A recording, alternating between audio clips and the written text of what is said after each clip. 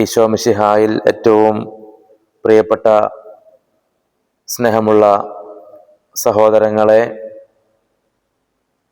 ഏറെ സന്തോഷത്തോടെ സ്നേഹത്തോടെ എല്ലാവരെയും സെക്കൻഡ് കമ്മിങ് ഓഫ് ജീസസ് എന്ന യൂട്യൂബ് ചാനലിലേക്ക് ഹൃദയപൂർവ്വം സ്വാഗതം ചെയ്യുകയാണ്. ഈ പ്രഭാതത്തിൽ കർത്താവ് നൽകിയ തിരുവചനം, അത് രണ്ടാം വരവുമായി ബന്ധപ്പെട്ട വചനമാണ്. സെഫാനിയ 3-ാമത്തെ അധ്യായത്തിൻ്റെ 8-ാമത്തെ വാക്യമാണ് കർത്താവ് ഇന്ന് പ്രഭാതത്തിൽ നമുക്ക് നൽകിയത്. കർത്താവ് അരുളി ചെയ്യുന്നു, അതുകൊണ്ട് സാക്ഷ്യം വഹിക്കാൻ ഞാൻ വരുന്ന ദിവസം വരെ എന്നെ കാത്തിരിക്കുക. എൻ്റെ രോഷവും കോപാഗ്നിയും വർഷിക്കാൻ ജനതകളെയും രാജ്യങ്ങളെയും ഒരുമിച്ച് കൂട്ടാൻ ഞാൻ തീരുമാനിച്ചു കഴിഞ്ഞു. അസഹിഷ്ണുവായ എൻ്റെ ക്രോധാഗ്നിയിൽ ഭൂമി മുഴുവൻ ദഹിക്കും. പ്രിയപ്പെട്ട സഹോദരങ്ങളെ, കത്തോലിക്ക സഭയുടെ വ്യാഖ്യാനം നിങ്ങളുമായി, ഈ വചനത്തിൻ്റെ വ്യാഖ്യാനം പങ്കുവെക്കാൻ വേണ്ടി ആഗ്രഹിക്കുകയാണ്. ഈ വ്യാഖ്യാനത്തെക്കുറിച്ച്, ഈ വചനത്തെക്കുറിച്ച് കത്തോലിക്ക സഭ പറയുകയാണ്. കത്തോലിക്ക സഭയുടെ പരമ്പരാഗതമായ ബൈബിൾ വ്യാഖ്യാനങ്ങളും പ്രവചന പഠനങ്ങളും അനുസരിച്ച് ഈ തിരുവചനത്തിന് യുഗാന്ത്യവുമായും കർത്താവിൻ്റെ രണ്ടാം വരവുമായും വളരെ ശക്തമായ ബന്ധമുണ്ട്. സെഫാനിയ പ്രവാചകന്റെ പുസ്തകം 3:8 പറയുന്ന കാര്യങ്ങൾ രണ്ടാം വരവിനോട് എങ്ങനെയാണ് ചേർന്ന് നിൽക്കുന്നത് എന്ന് താഴെ പറയുന്ന പ്രധാന കാരണങ്ങളിലൂടെ മനസ്സിലാക്കാം.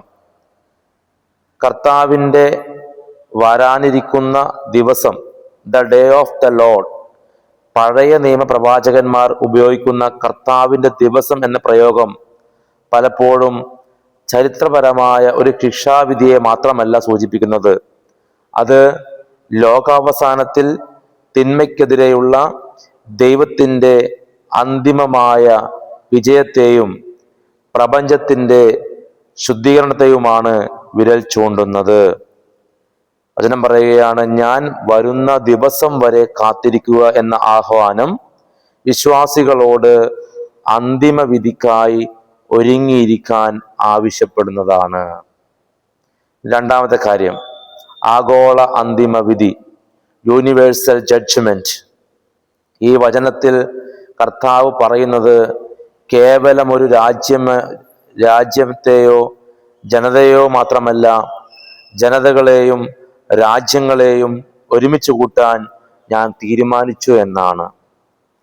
യുഗാന്ത്യത്തിൽ കർത്താവ് തൻ്റെ മഹത്വത്തിൽ വരുമ്പോൾ ജീവിക്കുന്നവരെയും മരിച്ചവരെയും എല്ലാ ജനപദങ്ങളെയും തൻ്റെ മുമ്പിൽ ന്യായവിധിക്കായി ഒരുമിച്ച് കൂട്ടും എന്ന പുതിയ നിയമ വെളിപ്പെടുത്തലുമായി, ഉദാഹരണത്തിന് മത്തായി സുവിശേഷത്തിൽ 25-ാമത്തെ അധ്യായത്തിൻ്റെ 31-32 വചനത്തിൽ പറയുന്ന പോലെ, ഈ വചനങ്ങളുമായി പൂർണ്ണമായി ഒത്തുപോകുന്ന വചനങ്ങളാണ് നമ്മൾ തൊട്ടു മുമ്പ് വായിച്ച വചനങ്ങൾ. മൂന്നാമത്തെ കാര്യം, അഗ്നിയിലൂടെയുള്ള പ്രപഞ്ച ശുദ്ധീകരണം, ഭൂമി മുഴുവൻ ദഹിക്കും എന്ന പ്രയോഗം യുഗാന്ത്യത്തിലെ പ്രപഞ്ചത്തിൻ്റെ രൂപാന്തരീകരണത്തെ ഓർമ്മിപ്പിക്കുന്നു. പുതിയ നിയമത്തിൽ പത്രോസ് ലീഹ തന്റെ 2-ാമത്തെ ലേഖനത്തിൽ 2 പത്രോസ് 3-ാമത്തെ അധ്യായത്തിന്റെ 10-ാമത്തെ വാക്യത്തിൽ കർത്താവിന്റെ ദിവസത്തെക്കുറിച്ച് വ്യക്തമായി എഴുതുന്നുണ്ട്. അന്ന് ആകാശം വലിയ ശബ്ദത്തോടെ അപ്രത്യക്ഷമാകും, മൂലപദാർത്ഥങ്ങൾ കത്തിയെരിഞ്ഞ് ചാമ്പലാകും, ഭൂമിയും അതിലുള്ള കൃതികളും വിചാരണ ചെയ്യപ്പെടും. സെഫാനിയ പ്രവാചകൻ മുൻകൂട്ടി കണ്ടതും ഇതേ ആഗോള ശുദ്ധീകരണത്തെയാണെന്നാണ് ഈ വചനം നമ്മളെ ഓർമ്മപ്പെടുത്തുന്നത്. ചുരുക്കത്തിൽ നമ്മൾ തൊട്ടുമുമ്പ് വായിച്ച സെഫാനിയ 3-ാമത്തെ അധ്യായത്തിന്റെ 8-ാമത്തെ വാക്യത്തിന് 2 പ്രവചന തലങ്ങളുണ്ട്. ഒന്ന്, പ്രവാചകന്റെ കാലഘട്ടത്തിൽ ജെറുസലേമിനും ചുറ്റുമുള്ള ജനതകൾക്കുമുണ്ടായ താൽക്കാലിക ശിക്ഷാവിധി. 2, അതിൻ്റെ പൂർണ്ണതയായ ലോകാവസാനത്തിലെ അന്തിമ വിധിയും ക്രിസ്തുവിൻ്റെ രണ്ടാം വരവും. തിന്മയെ പൂർണ്ണമായി ദഹിപ്പിച്ച് ഇല്ലായ്മ ചെയ്യാനും ദൈവത്തിൻ്റെ നീതി പ്രപഞ്ചത്തിൽ സ്ഥാപിക്കാനുമുള്ള അവിടുത്തെ രണ്ടാമത്തെ വരവിൻ്റെ ശക്തമായ ഒരു നിഴൽ ഈ പഴയ നിയമ വചനത്തിലുണ്ട്. പ്രിയപ്പെട്ട സഹോദരങ്ങളെ, നമുക്കിന്ന് കർത്താവ് നൽകിയ ഈ വചനത്തെ ഓർത്ത് ഒരു നിമിഷം നന്ദി പറഞ്ഞ് പ്രാർത്ഥിക്കാം. നമ്മുടെ ഈ ശുശ്രൂഷയെ അമ്മ മാതാവിൻ്റെ വിമല ഹൃദയത്തെ സമർപ്പിച്ചുകൊണ്ട് ഒരു നിമിഷം നമുക്ക് പ്രാർത്ഥിക്കാം. നന്മ നിറഞ്ഞ മറിയമേ സ്വസ്തി, കർത്താവ് അങ്ങയോടുകൂടെ സ്ത്രീകളിൽ അങ്ങ് അനുഗ്രഹിക്കപ്പെട്ടവളാകുന്നു. അങ്ങയുടെ ഉദരത്തിൻ ഫലമായി ഈശോ അനുഗ്രഹിക്കപ്പെട്ടവനാകുന്നു. പരിശുദ്ധ മറിയമേ തമ്പുരാന്റെ അമ്മേ, പാപികളായ ഞങ്ങൾക്ക് വേണ്ടി ഇപ്പോഴും ഞങ്ങളുടെ മനസ്സമയത്തും തമ്പുരാനോട് അപേക്ഷിച്ചോളണമേ. ആമേൻ. സഹോദരങ്ങളെ, നമ്മൾ കർത്താവിൻ്റെ രണ്ടാമത്തെ വരവിനെ കുറിച്ചുള്ള തിരുവചനങ്ങൾ ധ്യാനിക്കുമ്പോൾ വിശുദ്ധ മത്തായി സുവിശേഷത്തില് 24 അധ്യായത്തില് കർത്താവ് വളരെ വ്യക്തമായി എല്ലാവർക്കും മനസ്സിലാകുന്ന രീതിയിൽ, വ്യാഖ്യാനം പോലും ആവശ്യമില്ലാത്ത രീതിയിൽ കർത്താവ് യുഗാന്ത്യത്തെക്കുറിച്ച് പറയുന്നുണ്ട്. ഇതെപ്പോഴാണ് പറയുന്നത്? ഈശോ കർത്താവായ യേശുക്രിസ്തുവിൻ്റെ പീഡാസഹനത്തിൻ്റെ 2 ദിവസം മുമ്പാണ് ഈശോ തൻ്റെ ശിഷ്യന്മാരെ കർത്താവിൻ്റെ രണ്ടാം വരവിനെ കുറിച്ചുള്ള അടയാളങ്ങളെക്കുറിച്ച് പഠിപ്പിക്കുന്നത്. ഇത്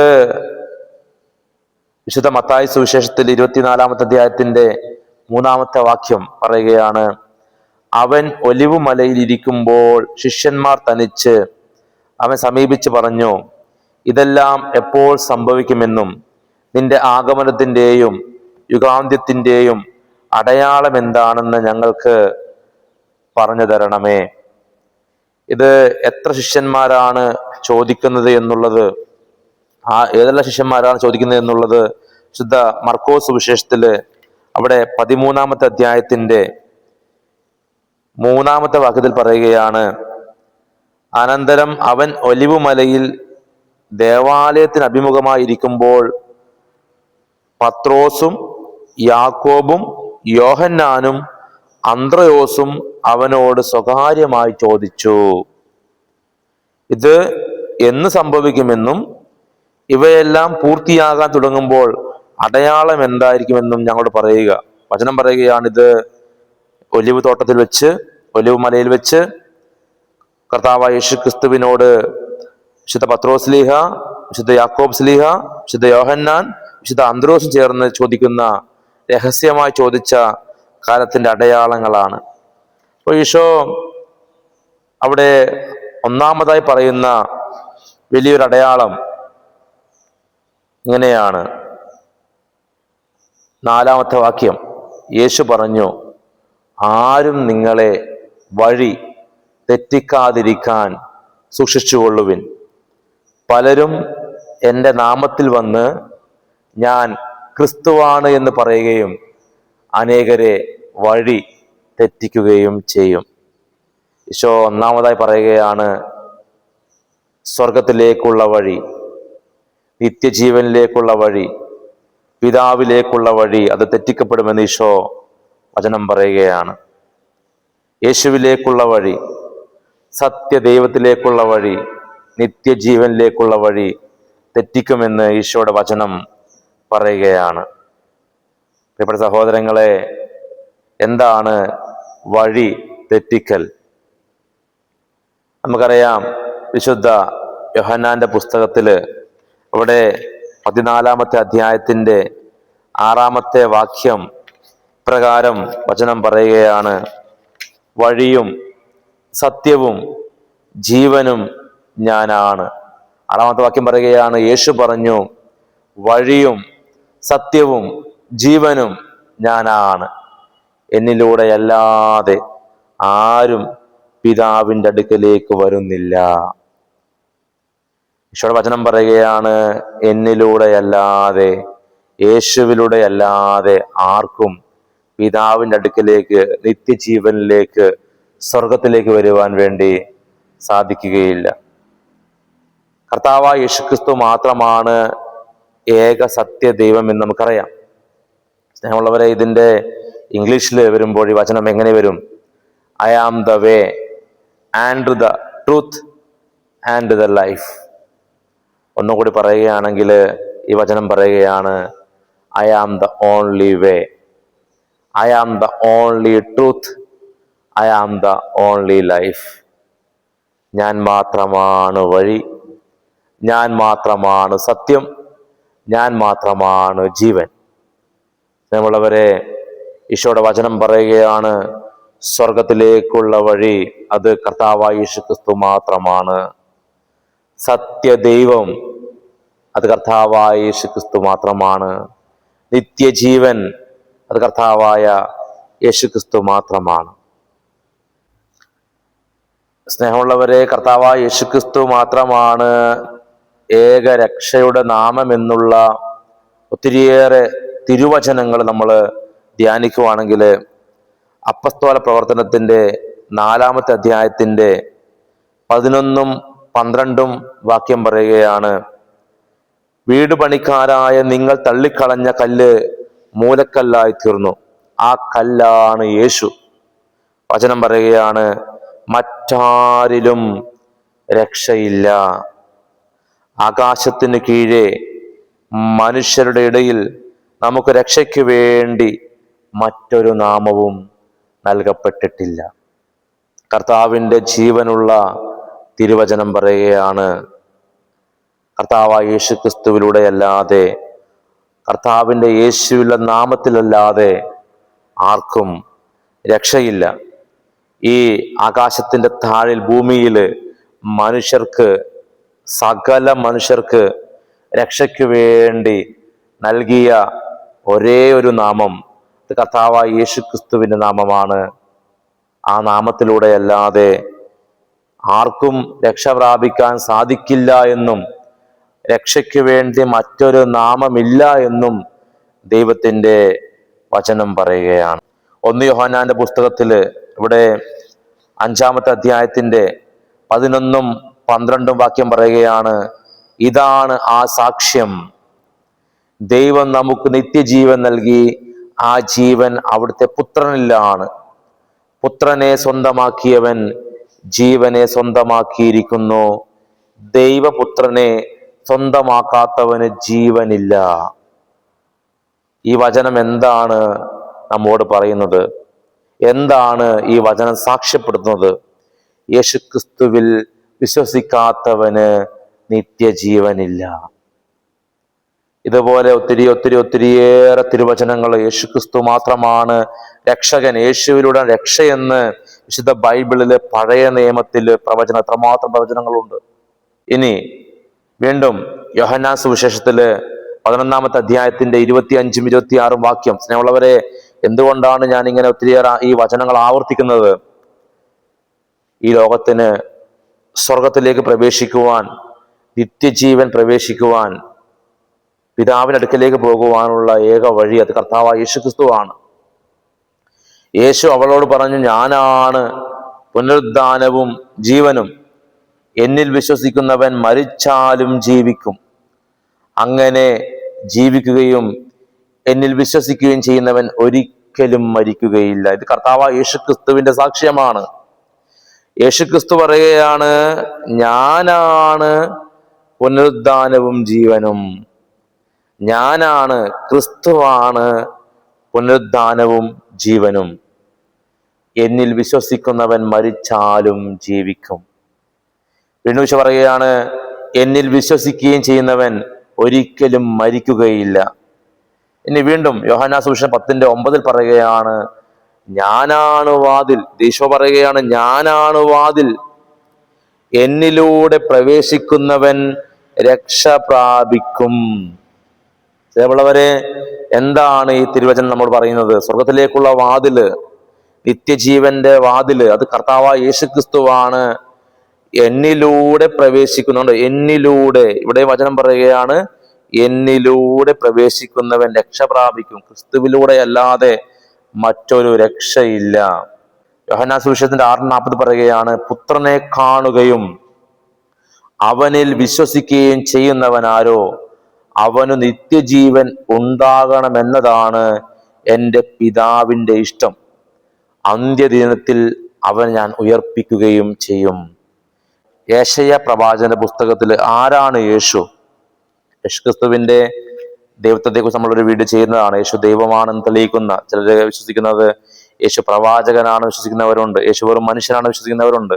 എന്നാൽ യേശുക്രിസ്തു ദൈവമാണ് എന്ന് തെളിയിക്കുന്ന ഒത്തിരിയേറെ പ്രവചനങ്ങളും തിരുവചനങ്ങളും വിശുദ്ധ ബൈബിളിൽ ഈശോ തന്നെ വെളിപ്പെടുത്തുന്നുണ്ട്, പഴയ നിയമത്തിൽ വെളിപ്പെടുത്തുന്നുണ്ട്. അപ്പോൾ ഇവിടെ യേശയ്യാ പ്രവാചകന്റെ പുസ്തകത്തിൽ യേശുക്രിസ്തുവിന്റെ ദൈവത്വത്തെക്കുറിച്ചുള്ള വചനഭാഗങ്ങൾ യേശയ്യാ പ്രവാചന പുസ്തകത്തിന്റെ അവിടെ 9-ാമത്തെ അധ്യായത്തില് അവിടെ 6 മുതലുള്ള വചനങ്ങള് ആരാണ് യേശുക്രിസ്തു, യേശുക്രിസ്തുവിന്റെ ദൈവത്വത്തെക്കുറിച്ച് ദൈവത്തിന്റെ വചനം പറയുന്നുണ്ട്. അതിന്റെ ഹെഡിങ് തന്നെ ഭാവി രാജാവ് എന്നാണ്. യേശുക്രിസ്തുവിനെ കുറിച്ച് യേശയ്യാ പ്രവാചകൻ 700 വർഷം മുമ്പ്, 7 നൂറ്റാണ്ട് മുമ്പ് പ്രവചിച്ച പ്രവചനമാണ്. വചനം പറയുകയാണ് യേശയ്യാ 9:6, എന്തെന്നാൽ നമുക്ക് ഒരു ശിശു ജനിച്ചിരിക്കുന്നു, നമുക്ക് ഒരു പുത്രൻ നൽകപ്പെട്ടിരിക്കുന്നു, ആധിപത്യം അവന്റെ ചുമലിലായിരിക്കും, വിസ്മയനായ ഉപദേഷ്ടാവ്, ശക്തനായ ദൈവം, നിത്യനായ പിതാവ്, സമാധാനത്തിന്റെ രാജാവ് എന്നവൻ വിളിക്കപ്പെടും. വചനം പറയുകയാണ് നമുക്ക് നൽകപ്പെട്ട പുത്രൻ ആധിപത്യം അവന്റെ ചുമലിലായിരിക്കും.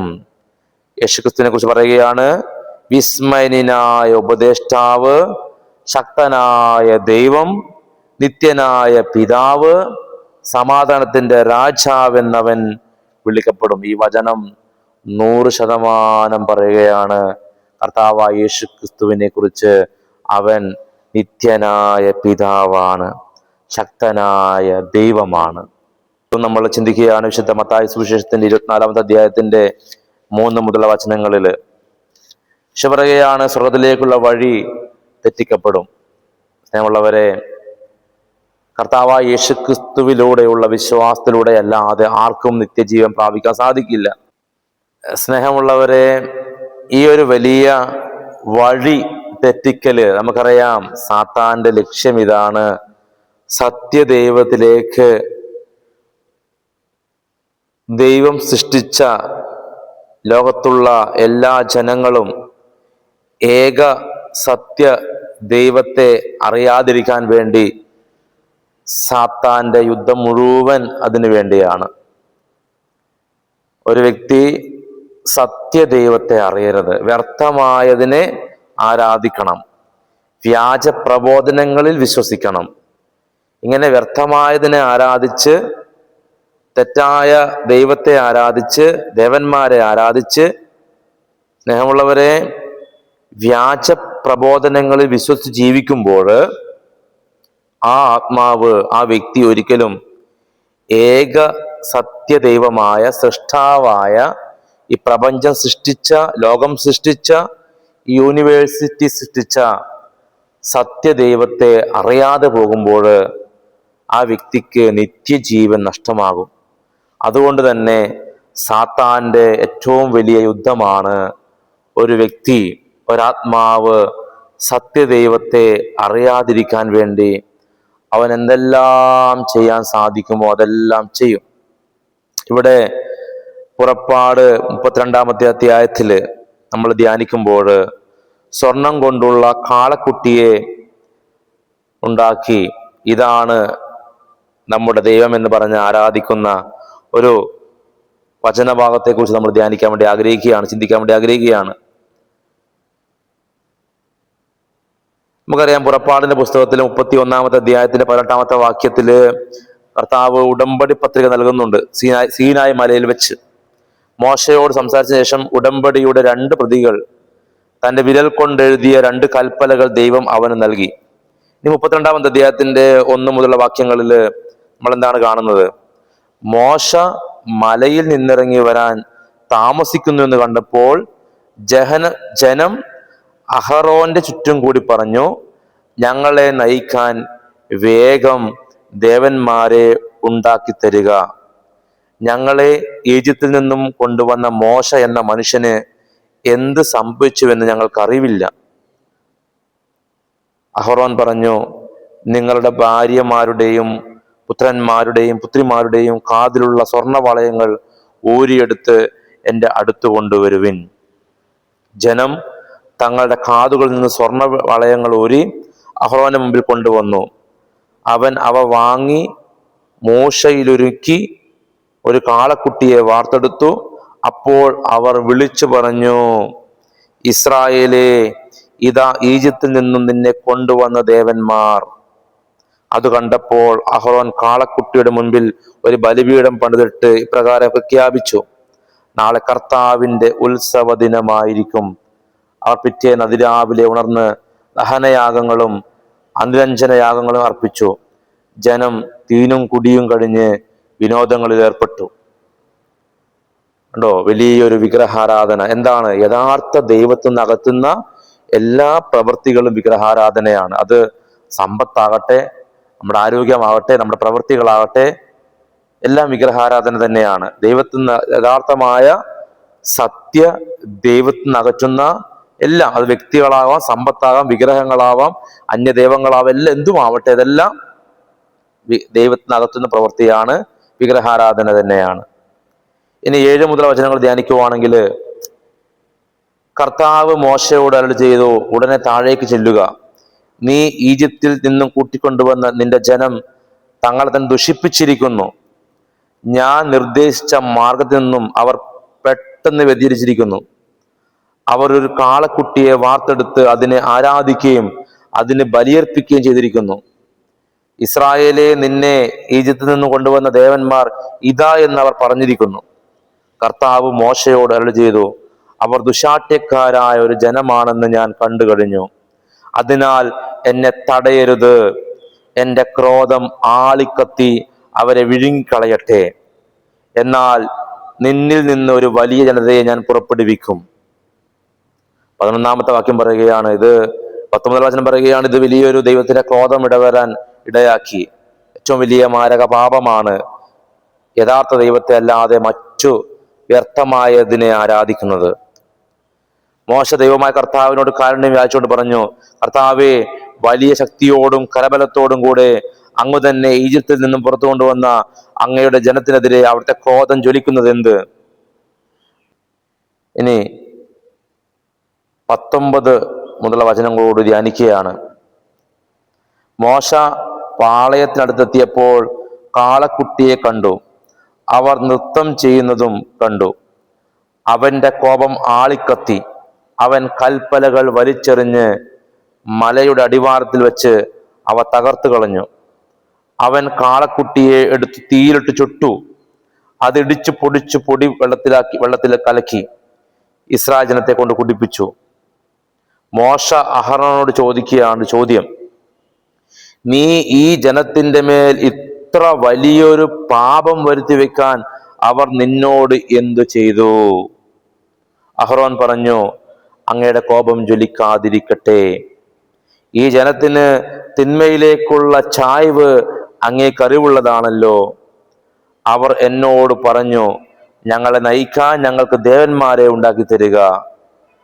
എന്തെന്നാൽ ഈജിപ്തിൽ നിന്നും ഞങ്ങളെ കൊണ്ടുവന്ന മോശ എന്ന മനുഷ്യന് എന്ത് സംഭവിച്ചെന്ന് ഞങ്ങൾക്കറിവില്ല.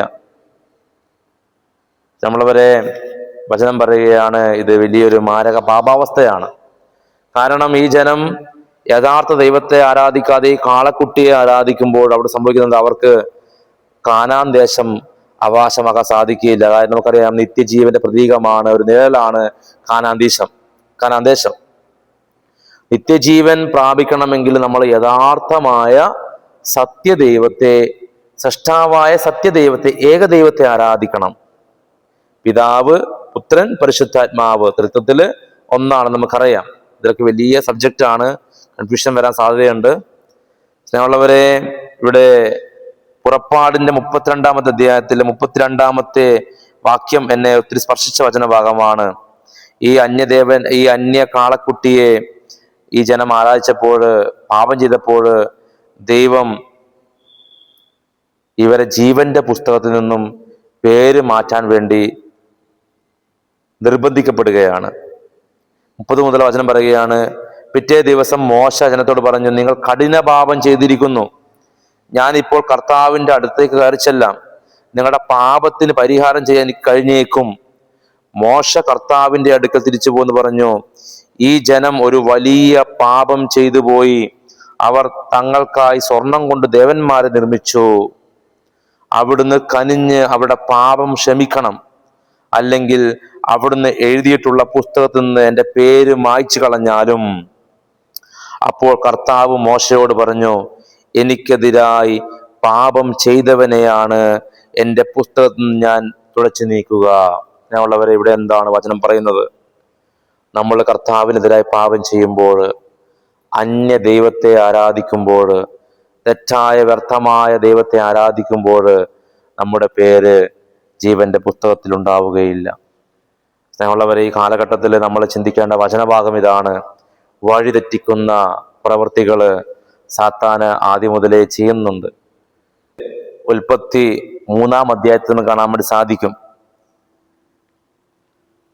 ഞാൻ ചിന്തിച്ചിട്ടുണ്ട്, എന്താണ് ലൂസിഫർ, പ്രകാശം പരത്തുന്ന ഒരു മാലാക, ദൈവസന്നിധിയിൽ ഏറ്റവും ഉയർന്ന സ്ഥാനമുള്ള ഒരു മാലാകയായിരുന്നു ലൂസിഫർ. നമുക്കറിയാം, അവൻ ദൈവത്തെ പോലെ ആകാൻ ആഗ്രഹിച്ചു. അതാണ് ആ മാലാകയുടെ അധപതനം എന്ന് നമുക്കറിയാം. ദൈവത്തെ പോലെ ആകാൻ ആഗ്രഹിച്ചു. ഇതേ തന്ത്രം തന്നെയാണ്, ഇതേ പാപം ചെയ്യിപ്പിക്കാൻ തന്നെയാണ് സാത്താൻ ഹവ്വായിലൂടെ ശ്രമിക്കുന്നത്. ഉൽപ്പത്തി 3-ാമത്തെ വഴിതെറ്റിക്കുക എന്നുള്ള വഴിതെറ്റിക്കുക. ഉൽപ്പത്തി പുസ്തകത്തില് 3-ാമത്തെ അധ്യായത്തില് 3 മുതലുള്ള വചനം പറയുകയാണ്, ദൈവമായ കർത്താവ് സൃഷ്ടിച്ച എല്ലാ വന്യജീവികളിലും വെച്ച് കൗശലമേറിയതായിരുന്നു സർപ്പം. സർപ്പം എന്ന് പറഞ്ഞ് നമുക്കറിയാം, ഇത് സാത്താന്റെ പ്രതീകമാണ്, അത് ലൂസിഫറിന്റെ പ്രതീകമാണ്. അത് സ്ത്രീയോട് ചോദിച്ചു, തോട്ടത്തിലെ ഒരു വൃക്ഷത്തിന്റെയും ഫലം തിന്നരുതെന്ന് ദൈവം കൽപ്പിച്ചിട്ടുണ്ടോ? സ്ത്രീ സർപ്പത്തോട് പറഞ്ഞു, തോട്ടത്തിലെ വൃക്ഷങ്ങളുടെ പഴങ്ങൾ ഞങ്ങൾക്ക് ഭക്ഷിക്കാം, എന്നാൽ തോട്ടത്തിന് നടുവിലുള്ള മരത്തിന്റെ പഴം ഭക്ഷിക്കുകയോ തൊടുക പോലുമോ അരുത്, ഭക്ഷിച്ചാൽ നിങ്ങൾ മരിക്കുമെന്ന് ദൈവം പറഞ്ഞിട്ടുണ്ട്. 4-ാമത്തെ വാക്യം പറയുകയാണ്, സർപ്പം സ്ത്രീയോട് പറഞ്ഞു, നിങ്ങൾ മരിക്കുകയില്ല, അത് തിന്നുന്ന ദിവസം നിങ്ങളുടെ കണ്ണുകൾ തുറക്കുമെന്നും. തുറക്കുമെന്നും 4-ാമത്തെ വാക്യം പറയുകയാണ്, വളരെ ഗൗരവമുള്ള വാക്യം പറയുകയാണ്. ഇവിടെയാണ് വഴിതെറ്റിക്കപ്പെടുന്നത്. സർപ്പം സ്ത്രീയോട് പറഞ്ഞു, നിങ്ങൾ മരിക്കുകയില്ല, അത് തിന്നുന്ന ദിവസം നിങ്ങളുടെ കണ്ണുകൾ തുറക്കുമെന്നും നന്മയും തിന്മയും അറിഞ്ഞ് നിങ്ങൾ ദൈവത്തെ പോലെ ആകുമെന്നും ദൈവത്തിനറിയാം. കണ്ടോ, ഇവിടെ സാത്താൻ കൊടുക്കുന്ന കെണി, ദൈവത്തെ പോലെ നിങ്ങളാകും. കണ്ടോ, ഇവിടെ സാത്താന് വഴിതെറ്റിപ്പോയത് എങ്ങനെയാണ്? സ്വർഗത്തിൽ നിന്ന് നരകത്തിലേക്ക് പതിച്ചത് എങ്ങനെയാണ്? ദൈവത്തെ പോലെ ആകാൻ ശ്രമിച്ചുകൊണ്ട്. ഇവിടെ മനുഷ്യത്തിന്റെ ആദ്യ സൃഷ്ടിയായ ഹവ്വായെയും ആദത്തെയും സാത്താൻ ഇതേ പാപം തന്നെയാണ് ചെയ്യിക്കാൻ ശ്രമിക്കുന്നത്. നിങ്ങൾ ഈ പഴം കഴിച്ചാൽ നിങ്ങൾ ദൈവത്തെ പോലെ ആകും. അനുസരണക്കേട് കാണിക്കുക, ദൈവത്തിനുള്ള വിശ്വാസത്തിൽ നിന്ന് അകറ്റുക. സ്നേഹമുള്ളവരെ, നമ്മൾ ഇന്നത്തെ ഈ കാലഘട്ടം വെച്ച് പരിശോധിക്കുകയാണെങ്കിൽ പലരും എൻ്റെ നാമത്തിൽ വന്ന് ഞാൻ ക്രിസ്തുവാണ് എന്ന് പറയുകയും അനേകരെ വഴി തെറ്റിക്കുകയും ചെയ്യുമെന്നുള്ള വചനങ്ങൾ ഈ കാലഘട്ടത്തിൽ എങ്ങനെയാണ് നിറവേറുന്നത്? വചനം നമുക്കറിയാം, വ്യാജ പ്രവാചകന്മാരിലൂടെ, വ്യാജ പ്രബോധനങ്ങളിലൂടെ ഇന്ന് വലിയൊരു ഏറ്റവും വലിയൊരു വ്യാജ പ്രബോധനമുണ്ട്. നമ്മളുള്ളവരെ, അത് സാത്താന്റെ വലിയൊരു കെണിയാണ്. ഈ കെണിയിൽ ഒത്തിരിയേറെ നമ്മുടെ സഹോദരങ്ങൾ ഈ വലിയൊരു വ്യാജ പ്രബോധം പെട്ടുപോയിട്ടുണ്ട്. യേശുക്രിസ്തുവിന്റെ ദൈവത്വം അംഗീകരിക്കാത്ത, കർത്താവായ യേശുക്രിസ്തു കുരിശിൽ കാൽവരിയിൽ മരിച്ചു എന്ന് വിശ്വസിക്കാത്ത ഒരു വ്യക്തിക്ക് നിത്യജീവൻ സാധിക്കുകയില്ല. ഈ രണ്ട് ശ്രദ്ധിക്കണേ. കർത്താവായ യേശുക്രിസ്തുവിന്റെ ദൈവത്വത്തെ നിരസിക്കുന്ന പ്രബോധനമുണ്ട്. അതേപോലെ തന്നെ കർത്താവായ യേശുക്രിസ്തു കുരിശിൽ മരിച്ചിട്ടില്ല എന്നുള്ള പ്രബോധനവും ഒരേ പുസ്തകത്തിലുണ്ട്. സ്നേഹമുള്ളവരെ, ഇതിൽ വലിയൊരു സാത്താന്റെ കെണിയുണ്ട്. എന്തെന്നറിയാവോ? നമുക്കറിയാം, വിശുദ്ധ ബൈബിൾ പ്രകാരം കർത്താവായ യേശുക്രിസ്തു ദൈവമാണ് എന്ന് വിശ്വസിക്കുന്നില്ല എങ്കിൽ ആ വ്യക്തിക്ക് നിത്യജീവൻ പ്രാപിക്കാൻ സാധിക്കില്ല. മാത്രമല്ല ലോകത്തിന്റെ മുഴുവൻ പാപപരിഹാരമായിട്ട് കർത്താവായ യേശു ക്രിസ്തു കുരിശിൽ മരിച്ചു എന്ന് വിശ്വസിക്കാത്തവർക്കും പാപമോചനം സാധ്യമല്ല. ക്രിസ്തുവിലൂടെയാണ് പാപമോചനം. അത് യേശു ക്രിസ്തുവിന്റെ കാൽവരിയിലെ ബലിയിലൂടെയാണ്. എന്നാൽ ചില പ്രബോധനങ്ങള്, ചില വ്യാജ പ്രബോധനങ്ങള് കർത്താവായ യേശു ക്രിസ്തു മരിച്ചിട്ടില്ല എന്നും ക്രൂശിക്കപ്പെട്ടിട്ടില്ല എന്നും കർത്താവായ യേശു ക്രിസ്തു ദൈവമല്ല എന്നുള്ള വലിയ പ്രബോധനങ്ങളുണ്ട്. അതേസമയം തന്നെ നമ്മളവരെ മറ്റു വലിയൊരു അപകടമാണ് കത്തോലിക്ക സഭയിൽ നിന്ന് നമ്മളെ പുറത്തു കൊണ്ടുപോകുന്ന ഒത്തിരിയേറെ പ്രബോധനങ്ങൾ, വ്യാജന പഠനങ്ങളുണ്ട്. നമ്മൾ അടുത്ത എപ്പിസോഡിൽ ചെയ്യാൻ വേണ്ടി ആഗ്രഹിക്കുന്നത് ഈ വഴിതെറ്റിക്കുന്ന വ്യാജ പ്രവാചകന്മാരെ കുറിച്ചുള്ള വചനഭാഗമാണ്. ഒത്തിരിയുണ്ട്. ഈ കാലഘട്ടത്തിൽ നിന്ന് അനേകരെ കത്തോലിക്ക സഭയിൽ നിന്ന് സാത്താൻ പുറത്തു കൊണ്ടുപോകുന്നുണ്ട്. അത് ഈ അവസാന കാലത്ത് ഏറ്റവും വലിയ അടയാളമാണ്.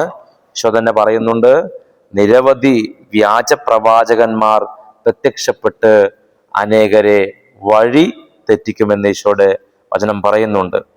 ഉള്ളവരെ നമ്മൾ അടുത്ത എപ്പിസോഡിൽ ധ്യാനിക്കുന്നത് ഈ വഴിതെറ്റിക്കുന്ന വ്യാജ പ്രവാചകന്മാരെ കുറിച്ചുള്ള വചനങ്ങള്, പ്രബോധനങ്ങള് നമ്മൾ പഠിക്കാൻ വേണ്ടി ആഗ്രഹിക്കുകയാണ്. സർവാധിപനായ, സർവശക്തനായ, ഏകദൈവമായ, സ്വർഗത്തിലേക്കുള്ള ഏക വഴിയായ കർത്താവായ യേശു ക്രിസ്തുവിൻ്റെ സമാധാനവും സന്തോഷവും കൃപയും നമുക്ക് വേണ്ടി പ്രത്യേകമായി പ്രാർത്ഥിക്കാം. നമുക്ക് പരിശുദ്ധ അമ്മയോട് ചേർന്ന് പ്രാർത്ഥിച്ചുകൊണ്ട്, നന്ദി പറഞ്ഞുകൊണ്ട് ദൈവത്തെ മഹത്വപ്പെടുത്തിക്കൊണ്ട് പ്രാർത്ഥിക്കാം.